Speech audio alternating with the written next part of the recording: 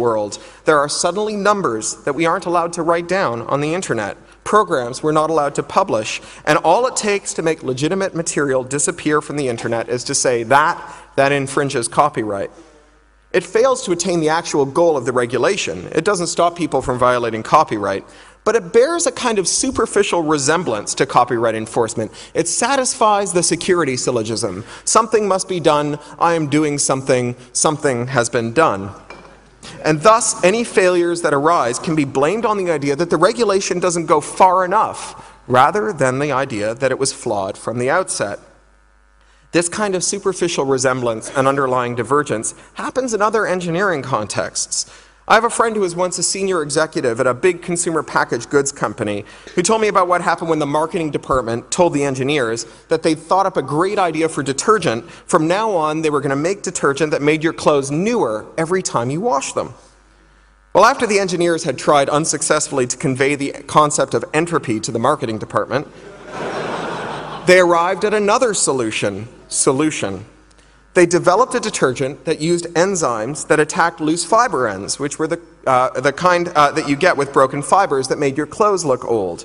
So every time you washed your clothes in the detergent, they would look newer. That was because the detergent was literally digesting your clothes. Using it would cause your clothes to literally dissolve in the washing machine.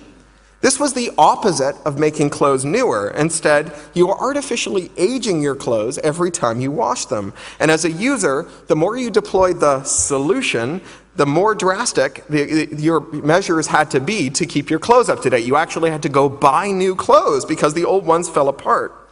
So today we have marketing departments who say things like, we don't need computers, we need appliances. Make me a computer that doesn't run every program, just a program that does this specialized task, like streaming audio or routing packets or playing Xbox games, and make sure it doesn't run programs that I haven't authorized that might undermine our profits. And on the surface, this seems like a reasonable idea. Just a program that does one specialized task, like streaming, after all, we can put an electric motor in a blender, and we can install a motor in a dishwasher, and we don't worry about whether it's still possible to run a dishwashing program in a blender. But that's not what we do when we turn a computer into an appliance. We're not making a computer that only runs the appliance app. We're making a computer that can run every program, but which uses some combination of rootkits, spyware, and code signing to prevent the user from knowing which processes are running, from installing her own software, and from terminating processes that she doesn't want. In other words, an appliance is not a stripped-down computer. It is a fully functional computer with spyware on it out of the box.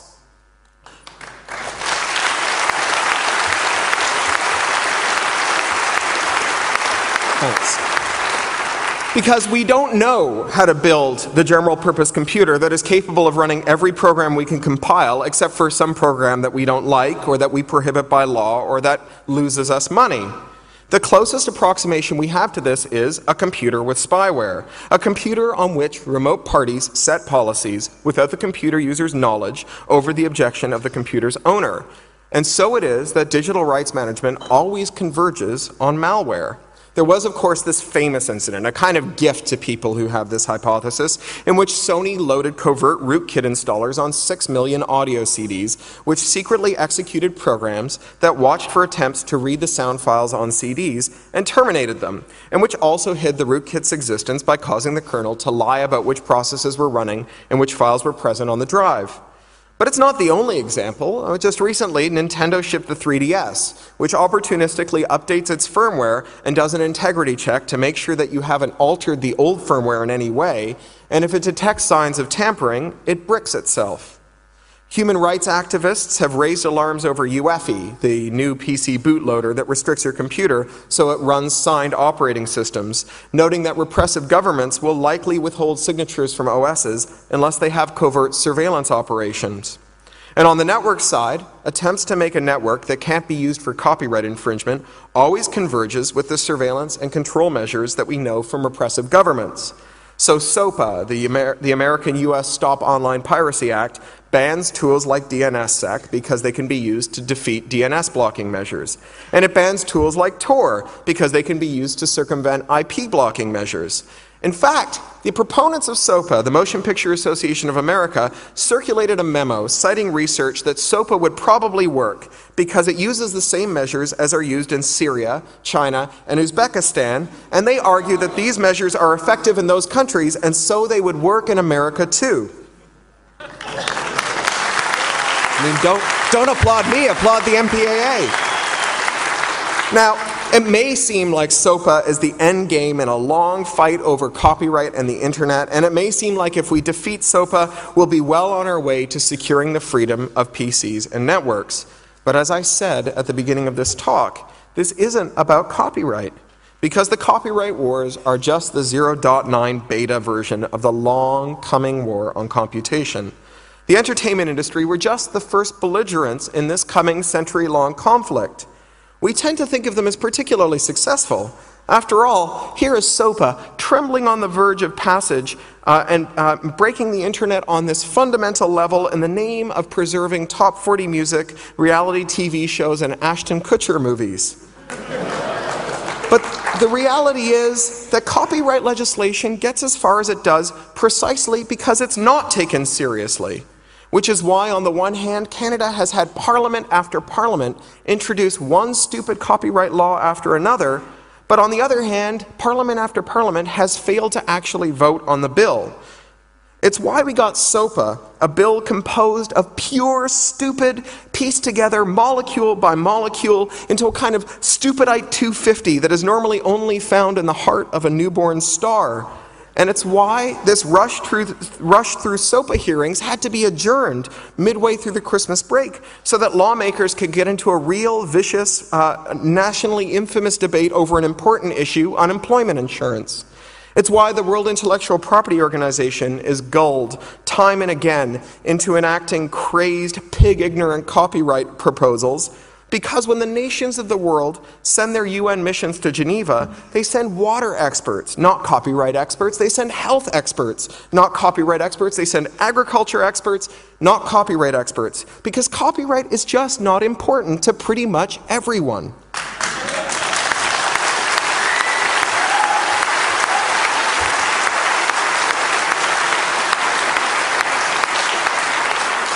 Canada's parliament didn't vote on its copyright bills because of all the things Canada needs to do. Fixing copyright ranks well below resolving health emergencies on First Nations reservations, exploiting the oil patch in Alberta, interceding in sectarian resentments among French and English speakers, solving resource crises in the nation's fisheries, and 1,000 other issues.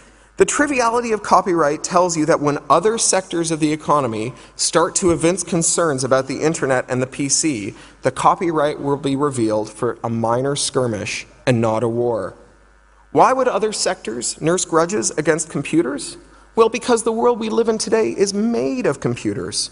We don't have cars anymore, we have computers we ride in. We don't have airplanes anymore, we have flying Solaris boxes with a big bucket full of SCADA controllers.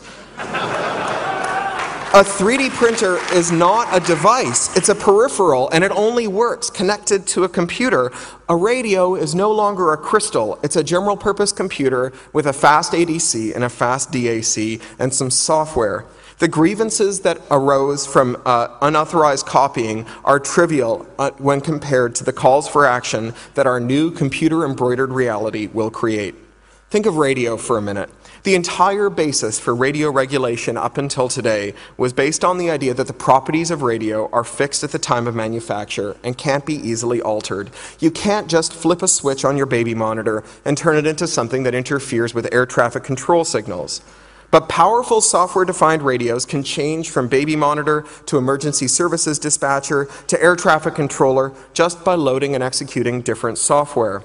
Which is why the first time the American telecoms regulator, the FCC, considered what would happen when we put SDRs in the field, they asked for comment on whether it should mandate that all software-defined radios should be embedded in trusted computing machines. Ultimately, whether every PC should be locked so that the programs they run are strictly regulated by central authorities. And even this is a shadow of what is to come. After all, this was the year in which we saw the debut of open-sourced shapefiles for converting AR-15s to full automatic. This was the year of crowd-funded open-sourced hardware for gene sequencing. And while 3D printing will give rise to plenty of trivial complaints, there will be judges in the American South and mullahs in Iran who will lose their minds over people in their jurisdiction printing out sex toys. The trajectory of 3D printing will most certainly raise real grievances, from solid-state meth labs to ceramic knives. And it doesn't take a science fiction writer to understand why regulators might be nervous about the user-modifiable firmware on self-driving cars, or limiting interoperability for aviation controllers, or the kind of thing you could do with bioscale assemblers and sequencers. Imagine what will happen the day that Monsanto determines that it's really, really important to make sure that computers can't execute programs that cause specialized peripherals to output organisms that eat their lunch, literally. Regardless of whether you think these are real problems or merely hysterical fears, they are nevertheless the province of lobbies and interest groups that are far more influential than Hollywood and big content are on their best day, and every one of them will arrive at the same place. Can't you just make us a general-purpose computer that runs all the programs except for the ones that scare and anger us? Can't you just make us an internet that transmits any message over any protocol between any 2 points unless it upsets us? And personally, I can see that there will be programs that run on general-purpose computers and peripherals that will even freak me out. So I can believe that people who advocate for limiting general-purpose computers will find receptive audiences for their positions. But just as we saw with the copyright wars, banning certain instructions or protocols or messages will be wholly ineffective as a means of prevention and remedy. And as we saw in the copyright wars, all attempts at controlling PCs will converge on rootkits. All attempts at controlling the internet will converge on surveillance and censorship. Which is why all this stuff matters. Because we've spent the last 10 plus years as a body sending our best players out to fight what we thought was the final boss at the end of the game, but it turns out it's just been the mini-boss at the end of the level. And the stakes are only going to get higher. As a member of the Walkman generation, I have made peace with the fact that I will require a hearing aid long before I die. And of course, it won't be a hearing aid, it will be a computer I put in my body. So when I get into a car, a computer I put my body into, with my hearing aid, a computer I put inside my body, I want to know that these technologies are not designed to keep secrets from me and to prevent me from terminating processes on them that work against my interests. Thank you.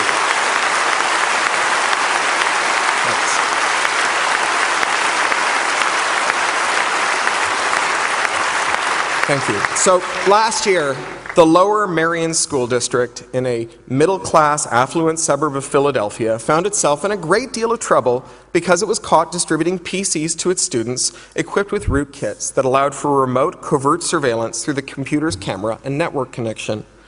It transpired that they had been photographing students thousands of times at home and at school, awake and asleep, dressed and naked. Meanwhile, the latest generation of lawful intercept technology can covertly operate cameras, mics, and GPSs on PCs, tablets, and mobile devices. Freedom in the future will require us to have the capacity to monitor our devices and set meaningful policy on them, to examine and terminate the processes that run on them, to maintain them as honest servants to our will, and not as traitors and spies working for criminals, thugs, and control freaks. Now, we haven't lost yet, but we have to win the copyright wars to keep the internet and the PC free and open. Because these are the materiel in the wars that are to come, we won't be able to fight on without them. And I know this sounds like a counsel of despair, but as I said, these are early days. We have been fighting the mini-boss, and that means great challenges are yet to come. But like all good level designers, fate has sent us a soft target to train ourselves on. We have a chance, a real chance, and if we support open and free systems and the organizations that fight for them, EFF, Bits of Freedom, EDRI, Org, CC, Nets Politique, La Quadrature de Net, and all the others who are thankfully too numerous to name here, we may yet win the battle and secure the ammunition we'll need for the war. Thank you.